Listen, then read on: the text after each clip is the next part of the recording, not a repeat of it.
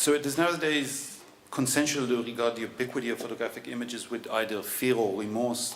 It's less common to note the rarity of traditional photographic artifacts. Photography today is quite literally nowhere and everywhere simultaneously.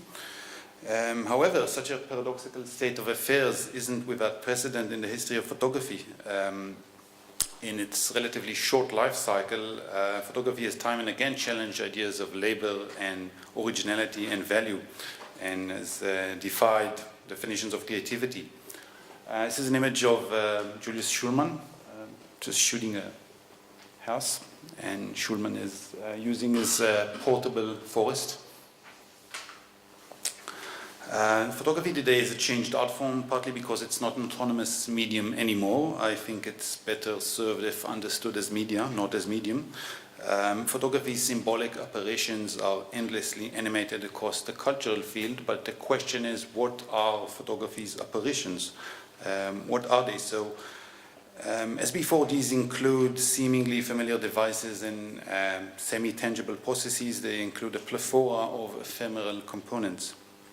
Some are hard, which is to say kind of technical, whereas others are soft or habitual. And they are what we could call pseudo-photographic devices and processes. And they yield images that are usually considered photographic, although they are quite different from the familiar images in the history of the medium. And these could be understood as quasi-photographic, and I use the term quasi in a slightly different way. I'm not going to get into that. And such images now feature in many stimulating discussions in the theory and philosophy of photography. One important constituent within the photographic habitat or habitus has remained conspicuously absent from these discussions in what's come to be called post-photography and more recently post-photography. I'm hearing an echo. Is that okay? No? Okay. And this particular, which since the 19th century has been celebrated as a unique component of the photographic workflow, is the human photographer. And so this paper kind of investigates or delineates the presence of the human photographer, its first appearance, its rise to prominence, and its subsequent fall. And it attempts to explain how we taught ourselves to think of photography as a human-centric form of art making, and whether we should continue thinking of it as such. So I begin with several historical accounts, and then through some modernist accounts and some perhaps more contemporary ideas. So I begin at the very beginning with William Henry Fox Talbot, and from earlier on, very early, skip that, not now. So from its outset in the mid and 19th century, advocates and assailants of photography felt compelled to propound an idea which has since become a recurring theme in the discourse of photography, namely that its technology requires little time and no skill, almost no skill. And William Henry Fox Talbot actually argued that you make the powers of nature work for you, and no wonder that your work is well and quickly done. So the work was done well because early photographs were quite depictive, but quickly is a whole different matter because early photographs took longer to generate than handmade drawings. So this idea of spontaneity in consequence helped promote another notion, which is that photography is a kind of democratic platform of equally accessible to both artists and archaeologists. And so these qualities were in some context used as a virtue or as a vice, always depending on the speaker's kind of investment in the medium. And photographers who wanted to celebrate the miraculous possibilities of nature spontaneously reproducing herself deliberately downplayed the human effort required to bring the photograph into being. And so this eventually became a quite elaborate fantasy of autogenesis, wherein photography's supposedly natural qualities rendered it objective by default, and hence intrinsically different from previous forms of picture making. And even this is another kind of very famous quote from Talbot relating to this image. Even Muybridge's famous or notorious images of this horse running, even those did very little to actually rock the stability of that belief. So shorter exposure times were historically followed by mobile or more mobile cameras in studios, and this made a greater variety of scenes potentially portrayable. Nonetheless, in viewers' minds, photography, which was previously identified with nature, vied with the machine instead. So viewers would then look back at the earliest examples of photographic work in another way, but one that simply placed the concept of machine alongside nature as interchangeable with it, as the picture maker in photography. And the mechanical objectivity of the camera was recognized as simply a further asset in a desire to repress the willful interference of the human hand.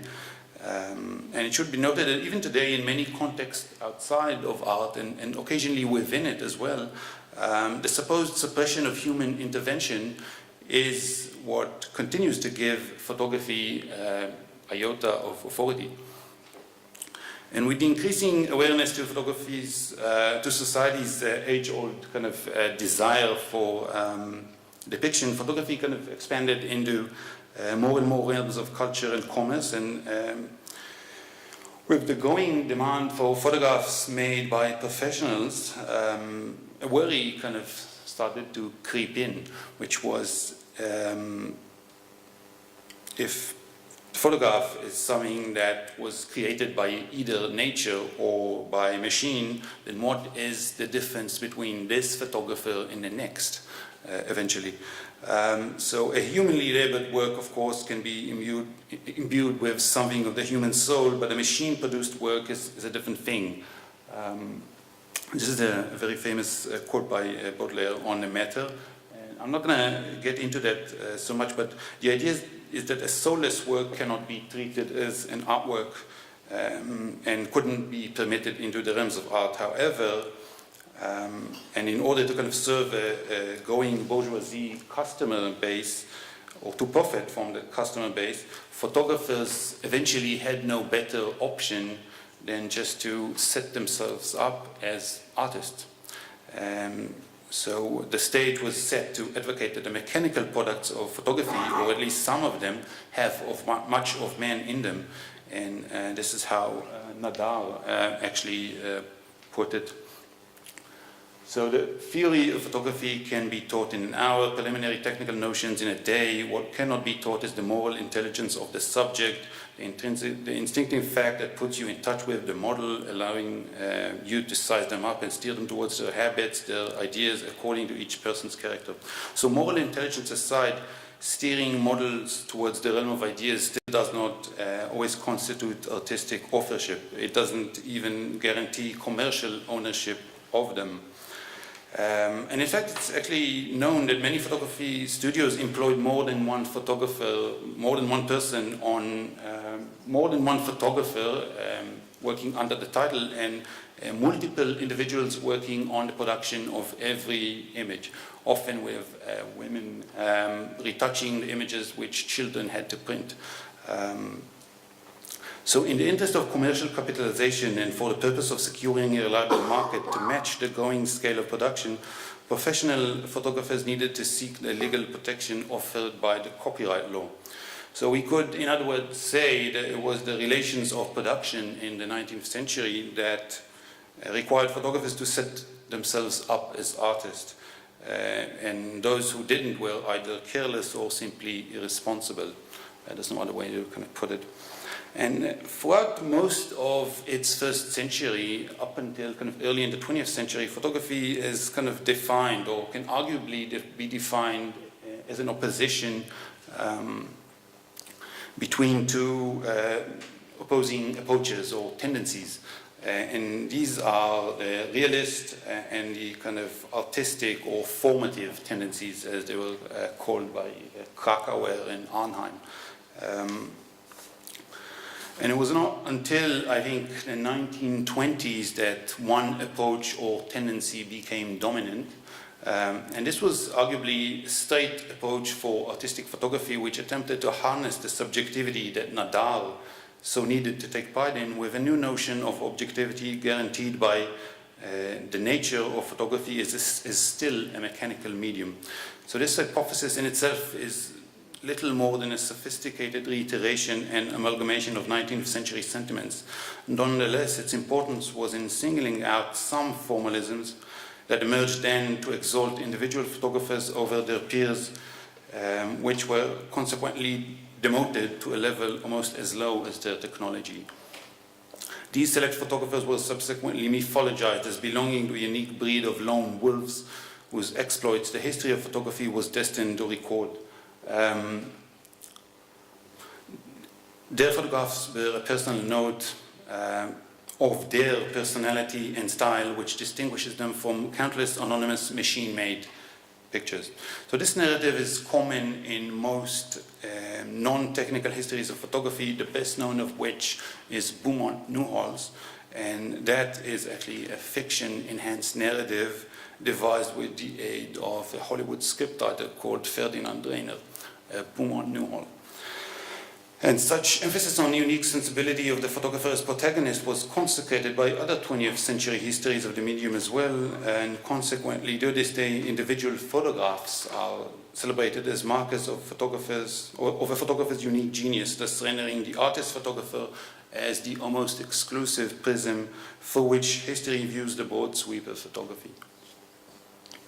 This ideal of creative mastership was repeatedly personified by one unique character, Ansel Adams, the American Ansel Adams, notorious or frowned upon by his colleagues often. He was also, he wasn't only a photographer, but also a thinker capable of subtle distinctions, I think.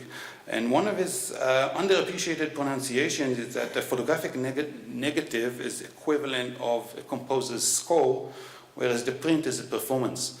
And of course this articulation is intended to express the idea that photographs never amount to interpretation, and they require skill and creativity to become original creations.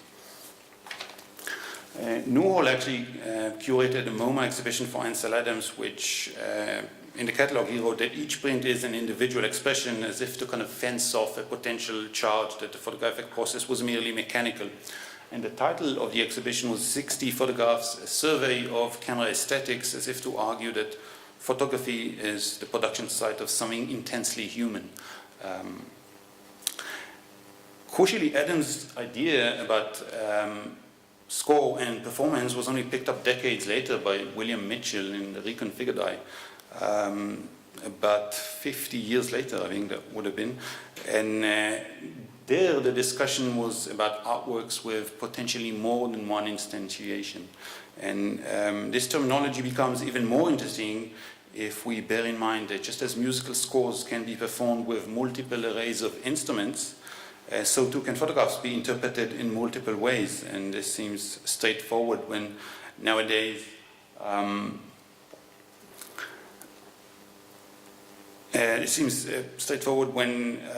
nowadays there's kind of an infinite amount of platforms and protocols and profiles with which a photograph can be kind of interpreted. But my contention is that this was always the case.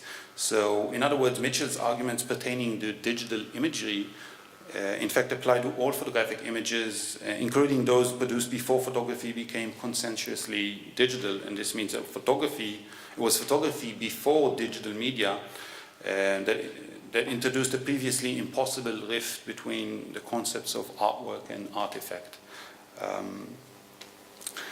Adams repeatedly advanced the dialectic between the photographer and his technology, and in this kind of very famous photography series of his, he argued that the photographer must dominate his equipment and not the other way around. And so this attempt to kind of establish artisan credentials for photography relied on what Minor White, who was another kind of guru of subjective photography, later called previsualization, which again is a very interesting term because it brings to mind all sorts of notions related to scientific modeling or notions that we are kind of using today with disciplines like medicine and warfare and astronomy. And this modernist impulse was mainly concerned with the coming to being of the image and its embodiment as an artifact by a singular artistic vision. Singular being very important because, tellingly, some romantics felt that artistic vision in and of itself wasn't sufficient to grant the print full authority. And so they raised the concern that authorship of prints made from the negatives of a deceased photographer is perverted. And of course this worry is, again, a reiteration, or this worry piggybacks on 19th century notion that photography in one form, one way or another necessarily makes human labor and activity redundant. And so, therefore, in order to accord the photographic artifact with artistic worth, a method was invented by some kind of die-hard romantics in first half of the 20th century, and that was to actually insist or require that the print or the kind of transition from score to performance be done in the presence of the artist, or better yet, by his physical body. This impulse remained largely popular within most practitioners and critics of photography. In fact, Ellen Sekula opined that the artwork routinely transforms the artist photographer, regardless of the working context, into an autonomous auteur with the capacity for genius. So his contention doesn't only concern the separation between human labor and the labor of the machine, but rather between, it contains the elevation of only some forms of human labor over others. So the artist photographer is kind of elevated above all other photographers which are deemed lowly and mundane. Art histories of photography, he summarized, demonstrate a cult of authorship and authorism which takes hold over the image. So many technologies, I'm going to quickly skip something. Many technologies articulate the incarnation of photography as a novel form of computation. One fascinating example, or one fascinating to me example, is the Litho technology. So Litho is the commercial name for a computer science technology called light field imagery. Much like other image capture platforms, light field images enable for post-exposure, aperture, and perspective adjustments.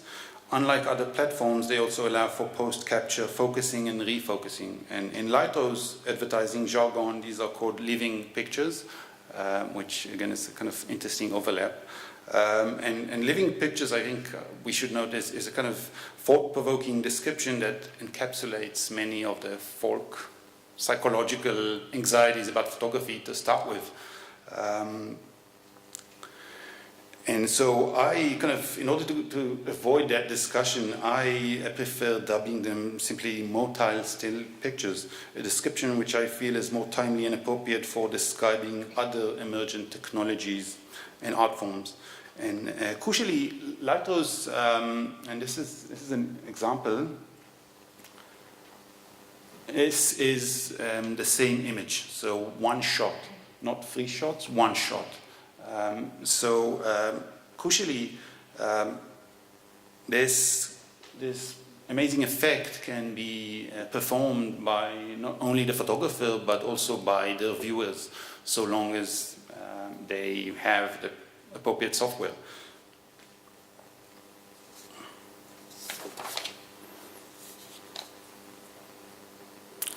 These, we could say, are kind of dynamic, unsettled images which are not under the control of the photographer. Arguably, the technology prompts the question of whether photography was ever a solitary act of one human, as some still tend to imagine it for some reason.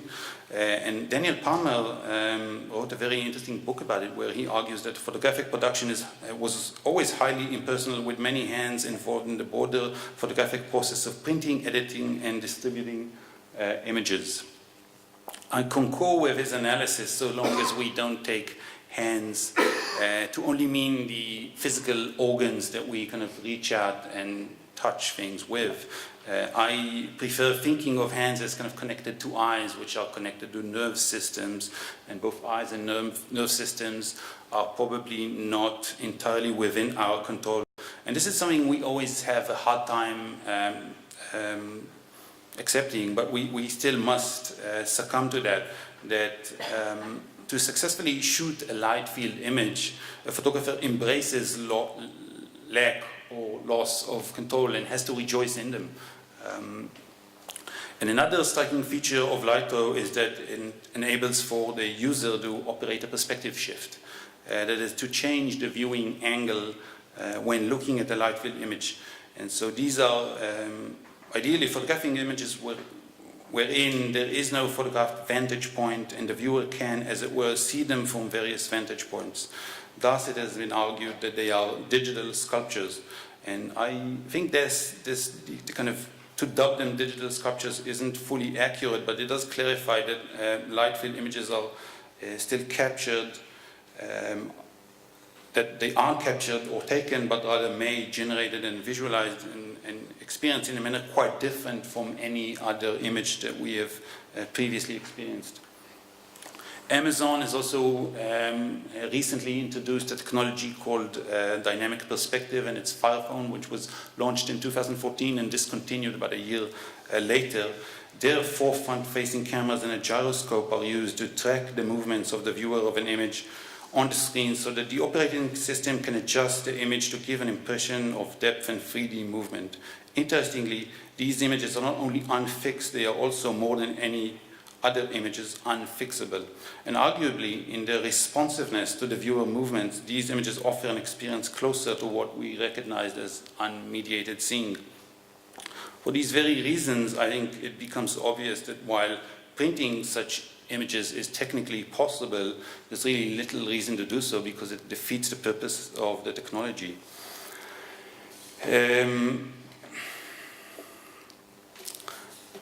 These technologies demonstrate that the extent of the change that photography has undergone. The digital photograph cannot be experienced with anything that Lambert Wiesing called an image carrier, paper or other material support. It simply can't utilize a material carrier. The same was always partially true of photography in the main. So delegating value to a photograph tethered to a photograph carrier always contradicted the very properties for which we valued photography as itself a technology. Therefore, it is somewhat paradoxical that the newness of digital photography is still occasionally celebrated, while at the same time the obsolescence of the analog photographic material is mourned. So the performance known as the photographic print has indeed disappeared, but perhaps its extinction is to be welcomed. At least it is now clear that the material artifact or the material artifactuality was always a somewhat redundant part of photography, and no more than a possible type of performance, and by far not the most interesting one. Photographs today are rarely fixed. They're always, or almost always, actionable data that can be changed in retrospect. Contemporary systems of photographic production are thus becoming ever more diffuse, both temporally and spatially. They include not only the pre-design of the camera and the darkroom or lightroom, but the overall architecture of what was once called the book and the gallery, and is now called the computer, its connected peripherals, devices, networks. In fact, many contemporary systems simply do not have anything equivalent to a primary photograph that can be treated or copyrighted as the original score. Consequently, there is now decreasing necessity and likelihood for individual authorial responsibility over image content, authorial determination of meaning, and authorial prestige. This, to reiterate, makes it difficult, if not impossible, to define conditions that guarantee artifactuality. Thus, the traditional distinctions between producers and consumers of images evaporate, and it is for these reasons, among others, that it is time to consider altogether abandoning traditional conceptions of artifactuality in photography, which depend on and are only identifiable through stable, enduring, and finished states of presence.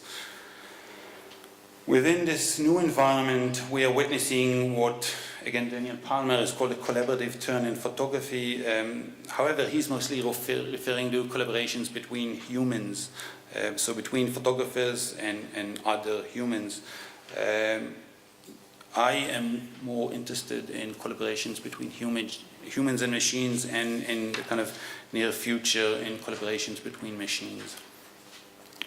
So is the photographer's sensitivity still a precondition for a photograph's artifactuality, or has it died out? Whose efforts should be credited for the contemporary omnipresence of photographs?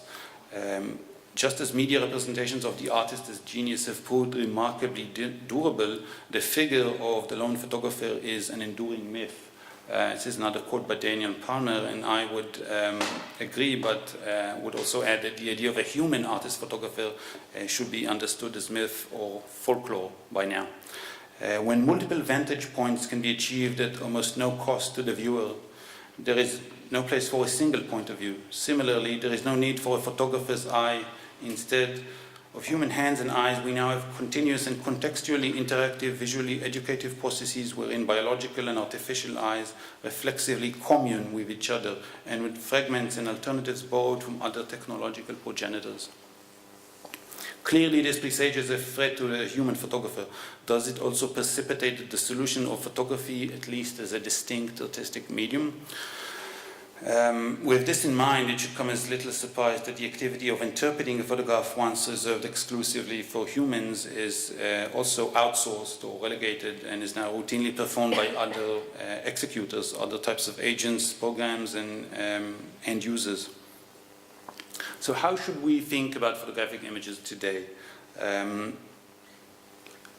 Daniel Rubinstein argues that images, photographic images, traverse the networks not as snapshots but as dynamic arrays of electronic signals.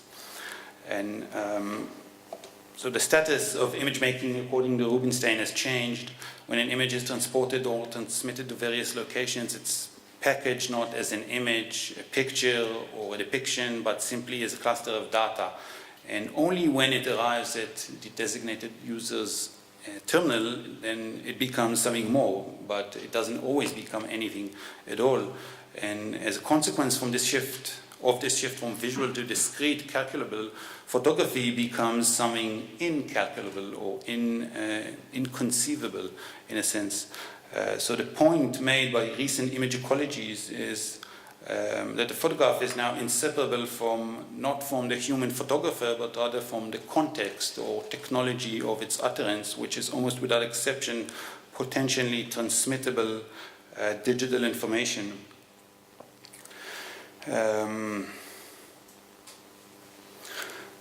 I would argue that perhaps it is now time to actually question the expression or the term digital image.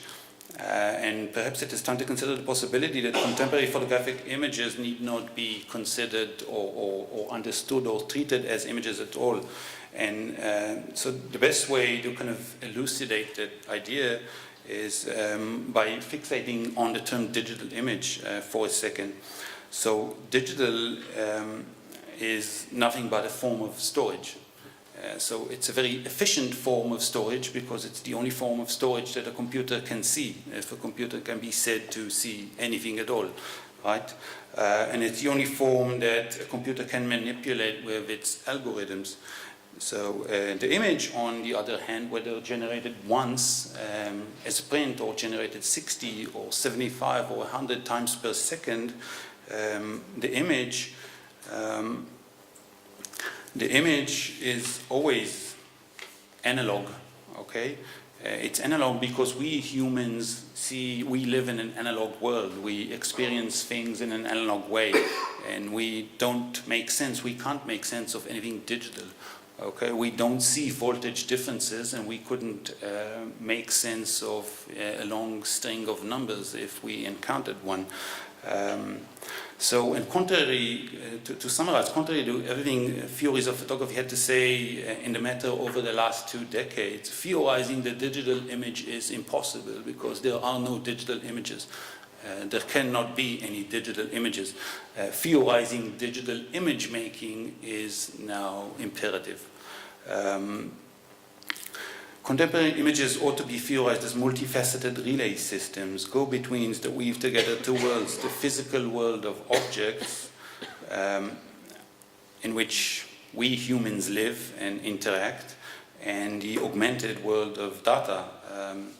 And in this limbo, of course, any relay system necessarily becomes what Geoffrey Winthrop Young has described as an impoverished aristocrat forced to serve as a tour guide on the former estate.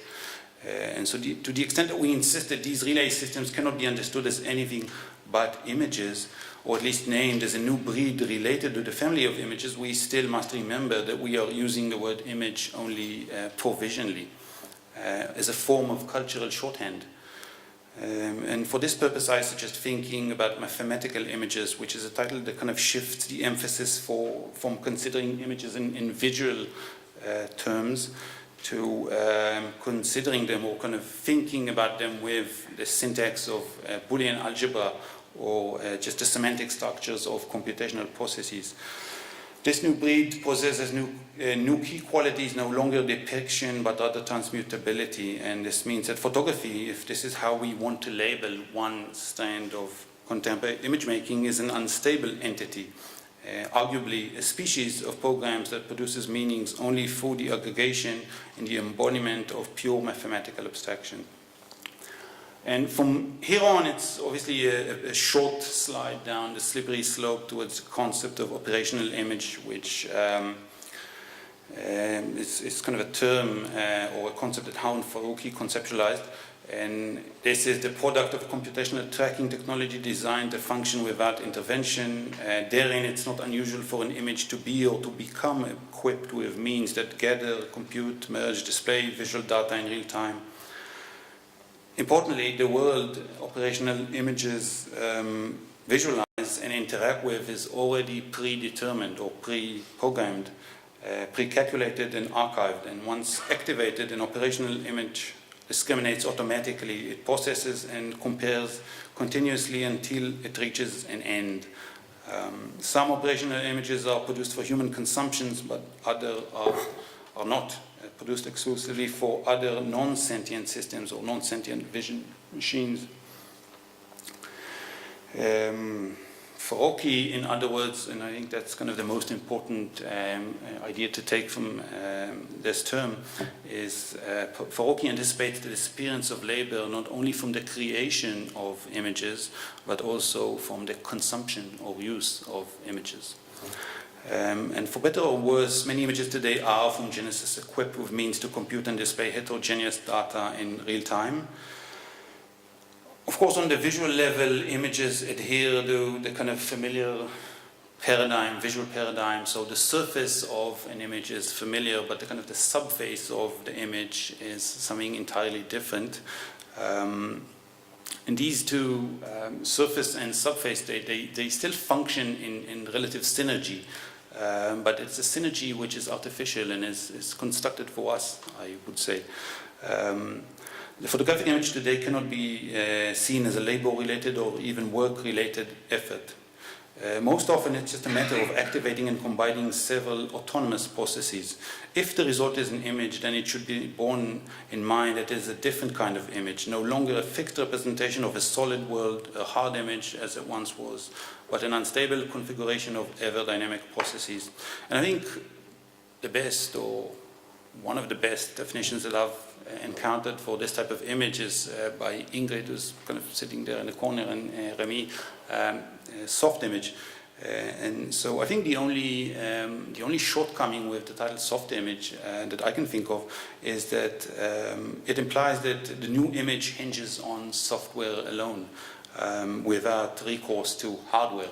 And if you, perhaps like Hitler, think that there is no software without hardware, then perhaps it is better to simply title it a programmatic image.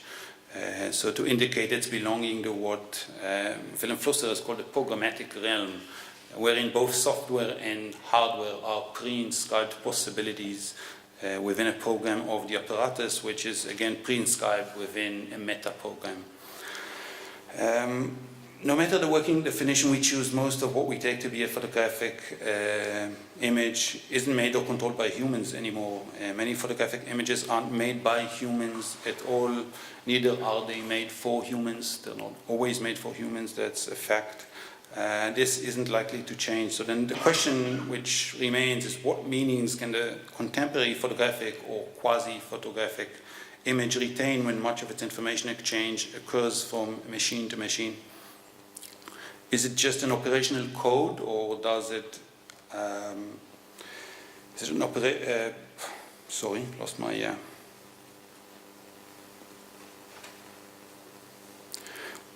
is it reduced to an operational code, or does it become a platform carrying new meanings, an altogether new cultural form wherein labor, work, and even creativity can be redefined? The term photographic no longer denotes a specific production mode. This is I'm going to skip this. This is a lovely quote by Willem Flosser. What do I actually mean when I say that a photograph of a house depicts that house, and a computer image of an airplane yet to be built is a model? Anyway, I formulate the difference between depiction and model, I come to grief. It can therefore be said of a photographer that he has made a model of a house in the same sense that a computer operator has made a model of a virtual airplane. Photographic, in other words, should only mark a particular aesthetic distribution. However, this distribution, regardless of how it was produced and no matter if materially displayed or not, is capable of yielding a unique epistemic structure. Importantly, for us, being the carbon constructed beings that we still are, this epistemic structure is much desired because it bears potential for authority that we yearn for. This authority was previously called nature, then dubbed machine, and later referred to as index or causality elsewhere, again depending on the kind of theory that you choose to read. Barricaded on countless occasions by cliched ideas by the visionary artist photographer, this authority rises from the sand again, and we have chosen to accept its reincarnation in the coupling of machine vision and artificial intelligence. My definition, or my kind of expanded definition for the contemporary photograph, is simply as an autonomous programmatic performance of data gathering processes, which includes operations of processing, rendering into information, and its subsequent proliferation and exchange. And these processes are mostly performed by non-human agents, nowadays mostly for non-human viewers. A photograph thus no longer functions as a political and iconic representation, but only plays a role in synchronic data-to-data relationships. Either way, it is now clear that the entity that we knew as the artist photographer is nearing the end of its shelf life. In its place, a wealth of other techniques, practices, and systems is now available. Those already enable the harvesting of photographic images from numerous everyday photographers. It has also emerged that it is not only the artist photographer who is in danger of extinction. In fact, it is the human photographer who is becoming redundant altogether. Where once seen as that element in the process responsible for imbuing the image with artistry, meaning, or resistance, the human is these days an increasing burden.